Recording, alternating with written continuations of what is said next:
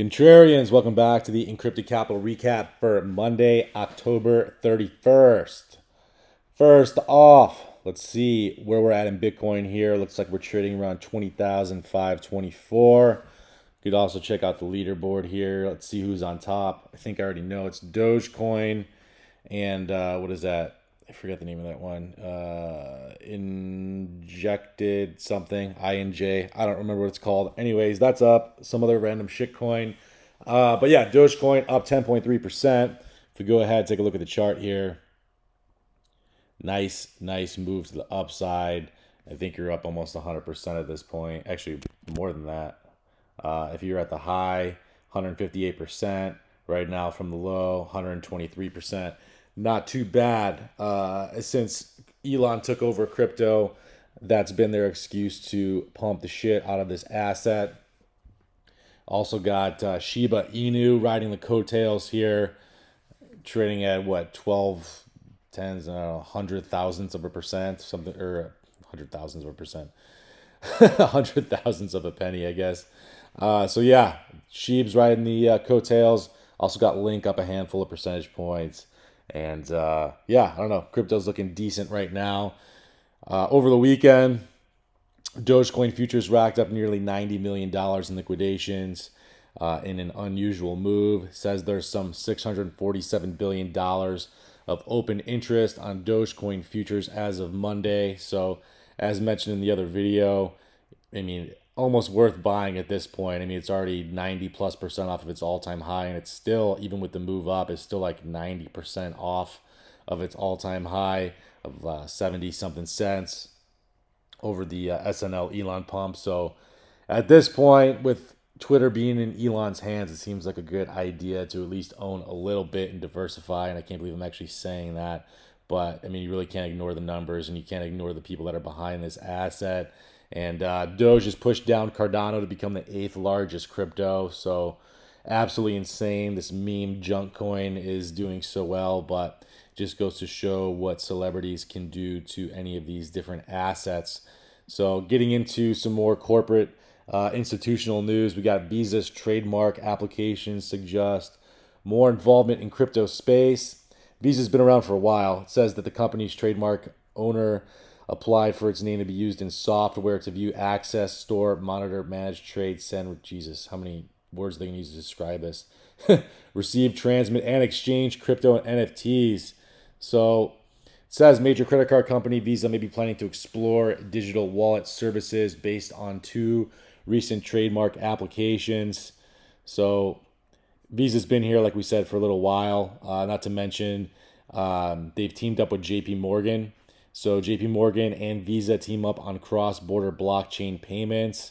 We already know that JP Morgan and Visa have been in the game for quite a while.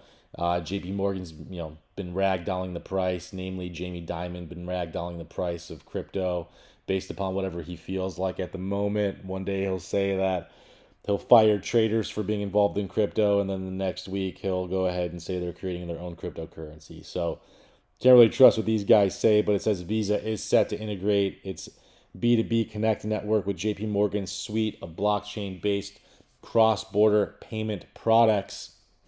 So not only is Visa here, but MasterCard is here as well. So MasterCard and R3 partnered to develop new blockchain-powered cross-border payment solution.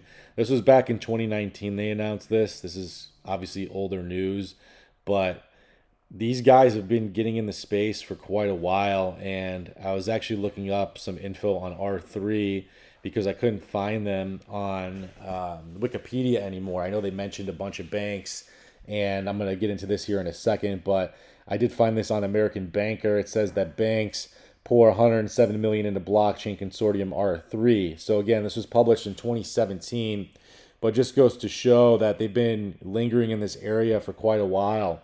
It said the money should give a boost to R3, which has suffered several defections in recent months. It says JP Morgan Chase, Goldman Sachs, Santander, and Morgan Stanley have pulled out of the group. So they were part of the 9 banks that were going to be funding the R3 Corda blockchain. But They did pull out at one time, but in doing some more research, we still find out they're indirectly involved. And so at the time, it said that this was a massive vote of confidence. Well, obviously, you have all these big banks jumping on board. And at the time, they still had Bank of America, Merrill Lynch, Wells Fargo, Citigroup, TD Bank, Bank of New York, Mellon, Northern Trust, HSBC, Barclays, UBS, Intel, and Temasek involved all the way, 5 years ago, 6 years ago. So how long have they been at least kicking around this idea of being involved with this company? You got to figure at least 2015, 2016. And we go ahead. We know that there's the Enterprise Ethereum Alliance, which has 116 members. Okay, Hyperledger 142 members, R3 Ripple 90 plus members. Okay, so it says these blockchain groups are adding members and sometimes losing some as banks explore the technology. And this says what Visa and R3 are doing with blockchain technology. It kind of shows how they're connecting the dots here. How it's going to work. Company A goes to Bank A, and then you have the Visa with the B2B Connect. So they basically link Bank A and Bank B, and then they obviously are connecting the final company B here. So this is their little visual they have here. But they are clearly getting involved in the space and have been for quite a while. But the main thing I can't figure out is like why they're kind of leading on right now. Like, we're suggesting more involvement in the crypto space, but in all reality, I mean, they've been funding these projects for quite a while here. And so what I wanted to dive into was actually the fact that I wanted to go look up the Corda blockchain again. I've been using the Wikipedia as a reference because they had actually stated all of the companies that were involved. And right now, it's nowhere to be found. If you go look up R3, they're not showing what they used to show. So in doing my research, you go back into the Wayback Machine, right? The archive of the internet. So I went back to April, and this goes ahead and shows what Wikipedia was showing at one point in time.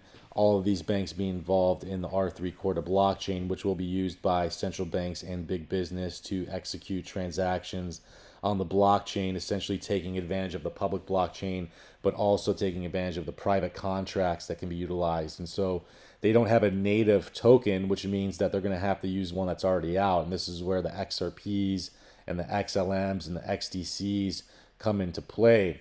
So, like I said, it was odd that if you go look it up now, you cannot find any information on it.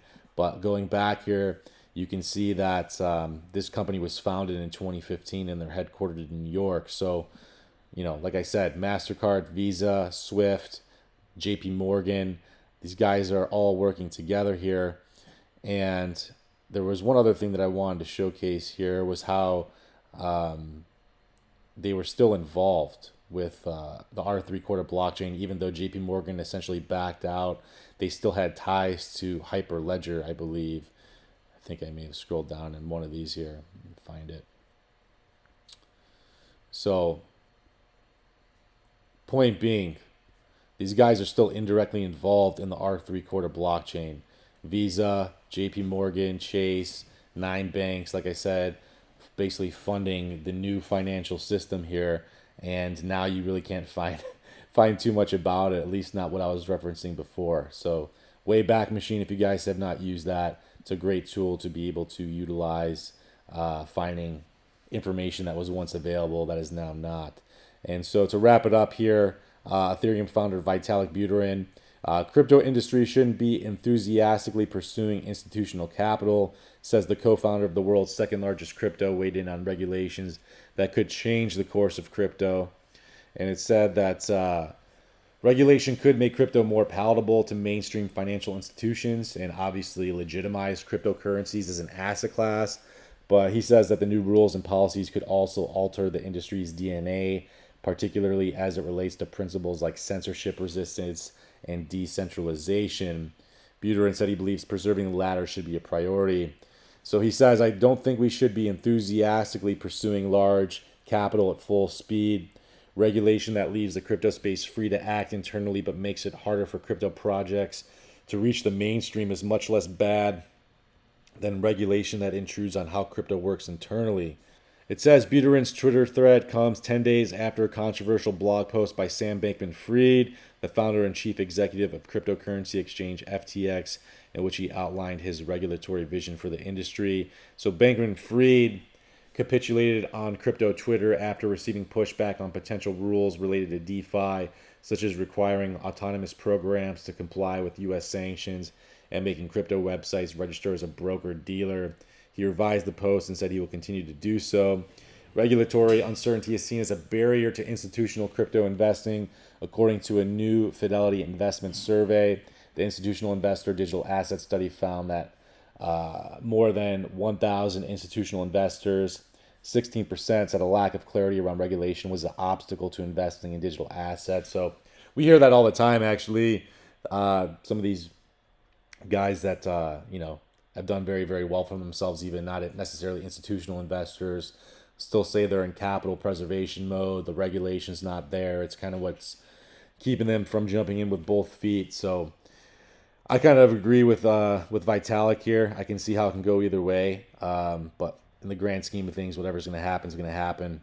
And so to end this video here, it says, boo, Halloween-themed shitcoins materialize to haunt crypto Twitter. So beware of this. If you guys are new to the space, Halloween token, their target is $50 million market cap on a 1 cent price.